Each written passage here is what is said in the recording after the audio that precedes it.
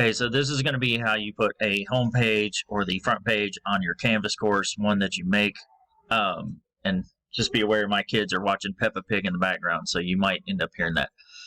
Anyway, so you go into your Canvas course, it says it looks like this, and you want to create a page where when your students come in, it's like a customized page. Okay, so first thing you do, you go down here to Pages, and you are going to make a new page. Just ignore that one that I did right there. Okay, so we're going to put this as like a custom front page. All right, you can name it whatever you want. It's not going to show up on there. And then, you can put graphics, pictures, links, whatever you want in here, but for the sake of this video, we're just going to put this right here, okay? All right, then you're going to save that page. Now, what you need to do next, go back to the Pages tab, and you need to make sure that you publish this page, okay? So this is my page. Make sure you publish it, all right?